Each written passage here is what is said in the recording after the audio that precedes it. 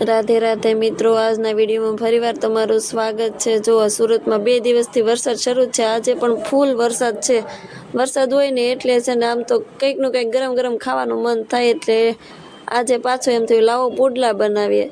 તો પુડલા માટે લીલી ડુંગળી, લસણ, આદુ, મરચી એવું બધું છે। અને હવે બધી વસ્તુનું કટિંગ કરીએ। પહેલાં મરચીનું કટિંગ કર્યું, પછી લસણનું કટિંગ કર્યું, પછી આદુનું કટિંગ કરશું। આદુનું કટિંગ થઈ જાય પછી લીલી ડુંગળીનું કટિંગ કરવાનું છે। લીલી ડુંગળી હોય તો પુડલા ખાવાની બહુ મજા આવે। હવે આ બધાનું કટિંગ થઈ ગયું છે, પછી આપણે એના માટે એક ડોયો બનાવી નાખીએ।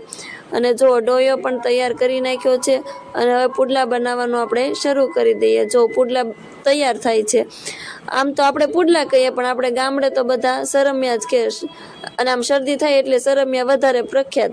પુડલાની સાથે દહીં છે, કેરીનું અથાણું છે। પછી અમે જમીને ગયા હતા એથર ગાડીનું ચાર્જિંગ કરવા। એથર ગાડીનું ચાર્જિંગ કરવા ગયા તો ખરા, પણ ચાર્જિંગ પોઈન્ટ તો બંધ હતું, એટલે અમારું થઈ ગયું મોયે। અને મોયે થાય એટલે હવે તો પછી સીધું ઘરે આવવાનું જ હતું। પછી ધોયેલા મોળાની જેમ ઘરે આવતા રહ્યા। આજનો વિડીયો બસ અહીંયા પૂરો, અને અમારી ચેનલને સબસ્ક્રાઈબ કરી દેજો ને વિડીયોને લાઈક અને શેર કરી દેજો। થેન્ક